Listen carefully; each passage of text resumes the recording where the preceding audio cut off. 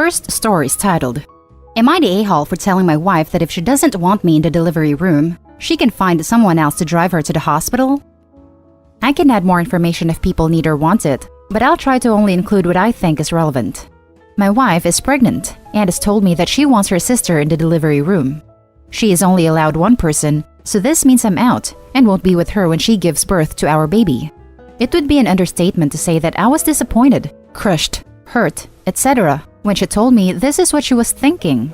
I had been excited about being there with her and experiencing that moment ever since she told me she was pregnant. Really, even since we started trying to get pregnant. I just always assumed she would want me there. Note the distinction here between me expecting to be there versus expecting her to want me there. I am pointing this out because what's worse than the disappointment is her rejecting me and basically telling me that she feels like someone else could give her better support while giving birth. That's really made me feel like a piece of crap and worthless husband and father. I've tried not to take it to heart or personally, but I don't know how else to take that kind of rejection. It doesn't help that she's really given no reason for why she feels like her sister would do a better job of supporting her. I know that her sister has had kids herself, but when I asked my wife if that was part of it, she said not really. I then asked her if I had done something wrong or failed in some way or if she was upset with me, and she said it wasn't anything I'd done, and she wasn't trying to punish me. She just felt like it would be better to have her sister there. I've asked for clarifications, and that's as specific as she gets. It doesn't seem like she has a real list of reasons why her sister was chosen. It's just a feeling. Either that or she is lying to me and won't give me the real reason. I had hoped she'd change her mind, but she's now confirmed this is how it will be. All of the things I've written about led me to tell her that if she really feels that way, then I think it'd be better if her sister or someone else drove her to the hospital. Otherwise, I'm just her taxi driver. Once she realized that I was serious, she lost it and told me I was acting like a child and pouting. I can accept that it's her choice, but if she doesn't want my support in the delivery room, then why would she want it on the way to the hospital or at any other time? That's illogical, so there's no point in me doing that either. She decided to go stay with her family for a few days, and since she has, I am being constantly bombarded by both sides of the family and friends of ours telling me to let this go and stop being an a-hole. I know they are trying to help, but I don't think they understand the situation and just want it resolved so they can all feel better. Just looking to confirm if I am as bad as they think I am. Now for the top comments. You're not an a-hole for wanting to be there the moment your child is born. You are a huge a-hole for punishing her by saying she can find her own ride to the hospital and that you'll withhold other support on the day. Before you downvote me, read what he said again. Things are obviously different because it's a frigging pandemic. Now, a patient only goes one support person. Maybe your wife has good reasons for wanting her sister there. Maybe she feels she'll get better support from someone who listens to what she, the woman in labor, wants. Someone who won't be pissy and petty if things don't go their way. It's only very recently in history that fathers were even allowed in the delivery room, no matter what they wanted. You can do your best to explain why you feel you have the right to be there, and more importantly, that you'll be the right person to support your wife. But if you carry out your threats to make her find her own way to the hospital and sulk because you're not in the room, then you will most definitely be proving her point, and also you're the a-hole. In my opinion, the fact that he's punishing her by saying she won't drive her to the hospital while she's in labor shows exactly why she doesn't want him in there. You're the a-hole, by the way. That's exactly my point. A lot of commenters here are focusing on how he should be in the room. It's a magical moment. It's his baby too, etc. Very few are noticing his crappy response. Well then, clearly you don't need my support, so find your own way to the hospital. I can't believe people aren't picking up on that and are calling the wife immature.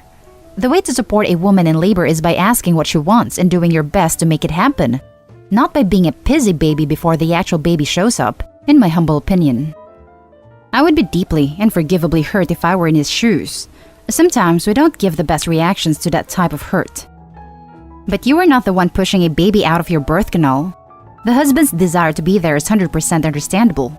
It just doesn't exactly trump her desire. Women's body doing the work, not men's. Women die in childbirth, not men. To men, it is a magical moment. To women, it is a magical moment, but also scary and or painful and or all kinds of things.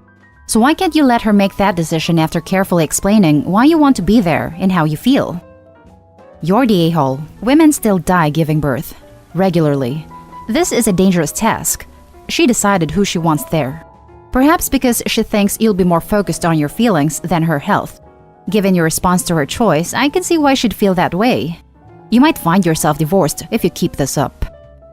I think she already said why she didn't want him in the delivery room, and he decided it's not good enough reason.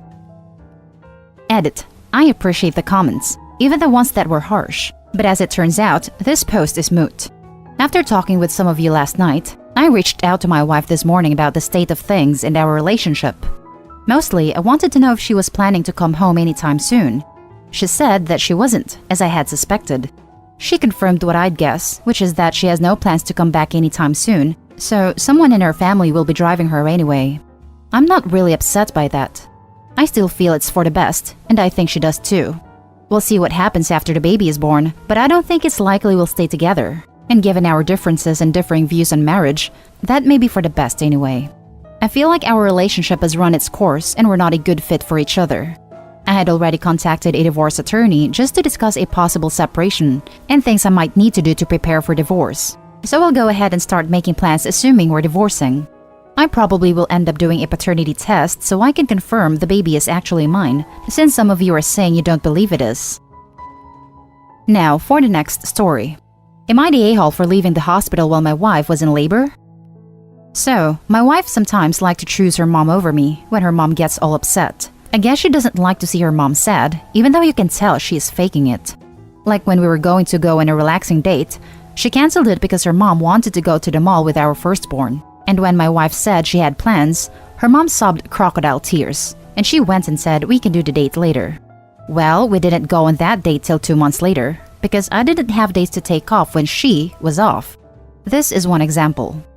So a few days ago, my wife was going to go into labor with our second, and she had promised I can be in the room until my mother-in-law told her a whole sub-story about how she can wait outside and is too impatient, and my wife caved in. And when I took her to the hospital, I was ordered to stay outside with our son.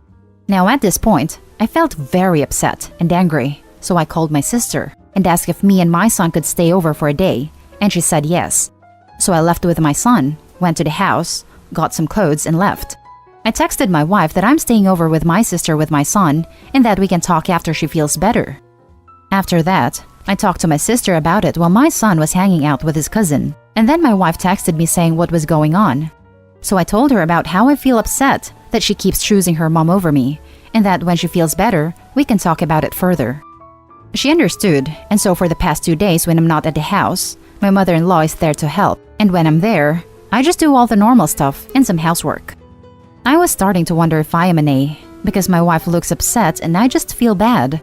Sorry if this was more of a rant or doesn't make sense. I'm just not in the right state of mind. Edit.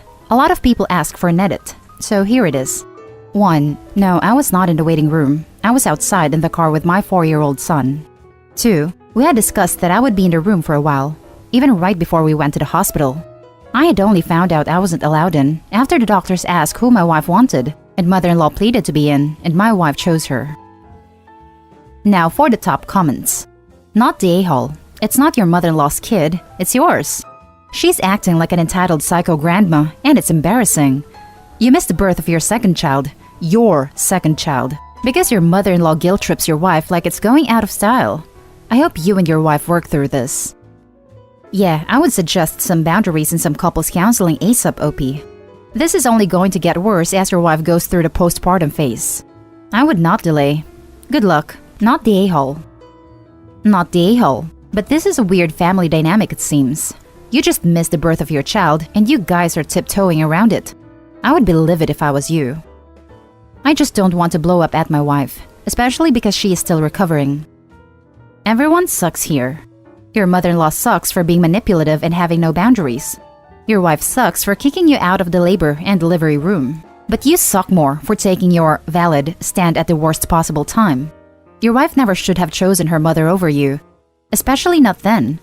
But your ideal course of action was call sister, ask her to come get your son, you stay in the hospital until your next child is born, help your wife during her recovery, get home, and then talk to your wife about how completely unacceptable this has all been.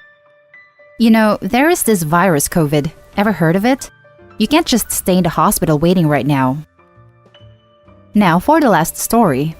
Am I the a-hole, 27 female, for telling my sister, 19 female, that she needs to move out because we want to convert her room into a nursery after our baby is born? My sister has been living in our condo for the last 2 years since it is located in the city and is only a 10-minute drive from our campus. My in-laws gifted us the condo when we got married and the mortgage is all paid off, so we never charge any rent. It only has 3 bedrooms and we use one for our home office, one for our bedroom, and let my sister stay in the third one. My husband and I decided that we were finally in a good enough financial situation this year to have a baby, and let my sister know that she needed to move out before the baby was born. We want to convert her room into the nursery. However, she's been complaining to everyone that we are kicking her out in the middle of a pandemic and has been asking us to convert the home office into the nursery so that she can keep her room. I do feel bad for her since she's had to take out a ton of loans to cover her college tuition already, and the rent prices in New York are insane. But we need our home office since we both work from home and feel like we have to do what is best for our baby first. Am I the a-hole? Edit. My husband and I have been waiting to have kids for years, so waiting another 2 years for her to finish college is not an option for us. We both work from home and need separate rooms when we work, as we do have a lot of meetings during the day.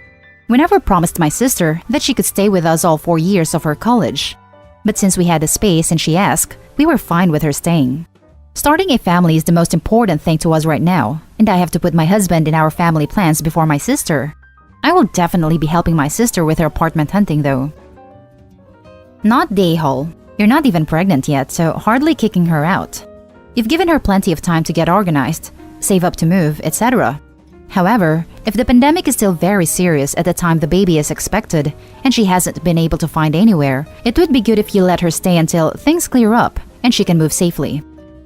Especially because most people find it easier to have a baby in a bassinet next to their bed for the first few months, just because of sheer exhaustion. This is true, but the sheer amount of other crap you have on hand really makes it easier to have a room dedicated for the clothes, blankets, future toys, /clothes, extra diapers, /wipes, and the million things you bought to prepare for the first year. No a-holes here / you're the a-hole. It seems like you and your sister are in wildly different financial situations. She's underwater in debt while in school in an expensive city. Your in-laws had a financial ability to gift you a home, and your mortgage is paid off while you both work full-time. Now, your sister's financial situation is not technically your responsibility. She is technically an adult, if only 19. But especially with the pandemic situation, I can very much see why she feels overwhelmed and put out by you and your husband, especially as during the pandemic, many people are working from home in studios or with no home offices. By many standards, a full home office is a luxury, and she probably feels upset that you're unwilling to make some adjustments for her. But like I said, none of this is technically your responsibility. You have the right to use your home as you see fit and have a child whenever you like. So, a few things. 1. Did your sister assume she was welcome for all of college? If so, I can very much understand why she feels kicked out before she thought she would be. 2. If you conclude she must move out, help her apartment hunt. It's overwhelming anywhere, but especially in the city. Some guidance there would likely make her feel much more at ease. 3. If possible, can you gift or loan her money for a deposit and moving costs so she doesn't have to take out high-interest loans? Sure, she can take out more school loans or get a job on top of school to pay for rent. But there are so many upfront costs to moving, and she clearly can't afford it. Be aware that as a young person with limited credit history and a part-time job, she will likely not be approved for a huge number of apartments. 4. Like I said, you have zero responsibility to house her and you have already been generous. But for a moment, I would try to put yourself in her shoes. You and your husband really have it made and are quite lucky, and life is really hard for a lot of people right now. Many people are leaning on family and friends more than ever for help. 5. Your real sister who is in a really tough spot likely feels like you are prioritizing a non-existent baby over her. It is your apartment, but it is worth noting that having 3 bedrooms in the city is quite a luxury. You could be damaging your relationship and ensuring your sister gets much further into debt by having her move out mid-pandemic. And that's the end of this video, folks. As always, leave a comment and hit like and subscribe. And if you want more of this content, turn your notification on to get updated on the latest videos. And I'll catch you in the next one. Stay safe.